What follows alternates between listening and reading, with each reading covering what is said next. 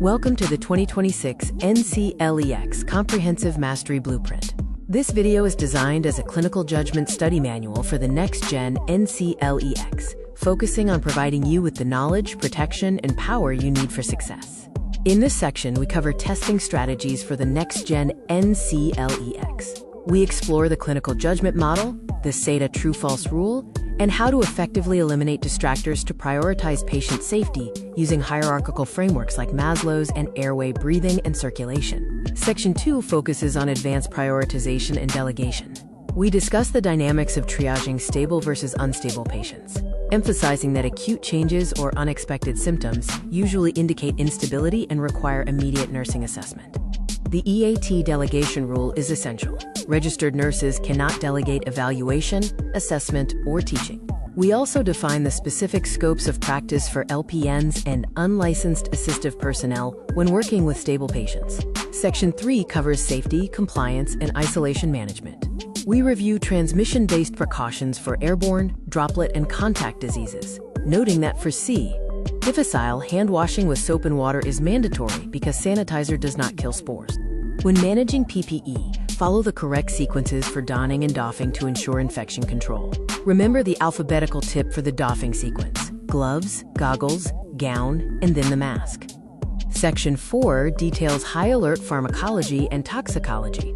We review the narrow therapeutic indices for drugs like digoxin and lithium, as well as the ABCD contraindications for beta blockers, such as asthma and bradycardia.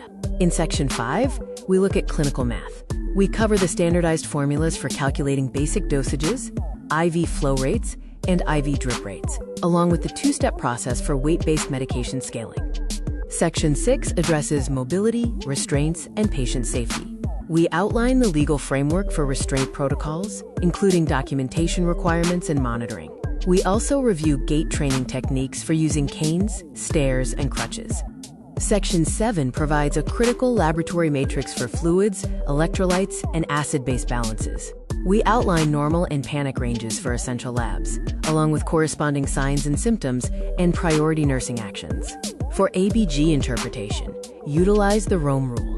Remember that respiratory changes are opposite to the pH, while metabolic changes are equal. Always follow the steps. Check the pH, then the PaCO2, then the HCO3, and finally identify the compensation. Section 8 covers high-yield maternity care.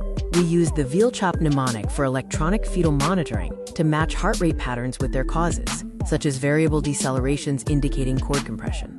For postpartum hemorrhage, remember that fundal massage is an immediate priority. This section also introduces Section 9, where we break down the distinct cues for left-sided versus right-sided heart failure. This slide contrasts stroke protocols and diabetes emergencies. We emphasize the strict time window for TPA in ischemic stroke and the priority action sequence for managing DKA, starting with fluid resuscitation. Finally, Section 10 focuses on psychiatric nursing.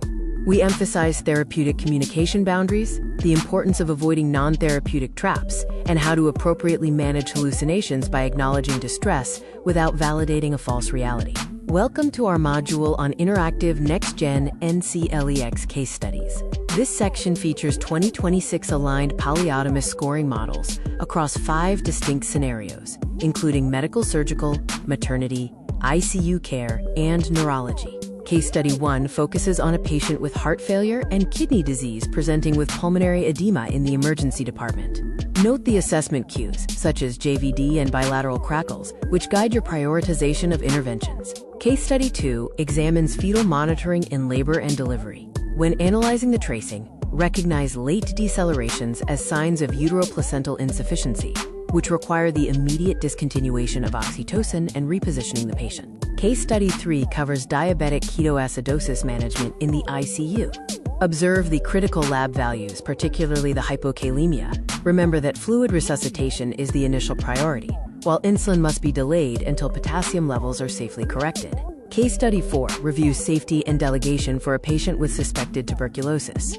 Apply the E.A.T rule here. Remember that discharge teaching and initial assessments are the responsibility of the RN, not the LPN. Case Study 5 involves an emergency stroke assessment. When a patient arrives with stroke symptoms, prioritizing the blood pressure threshold before TPA administration is vital to preventing the risk of hemorrhagic conversion. This slide provides a quick reference guide. Use these high-yield mnemonics for isolation precautions, the E.A.T rule for delegation, and the Rome rule for acid-base interpretation to assist your quick recall during the examination. Our final summary reinforces the core pillars of the NCLEX: clinical judgment, safe delegation, pharmacology precision, and lab mastery. Stay focused on patient safety, and remember, you have the tools to succeed.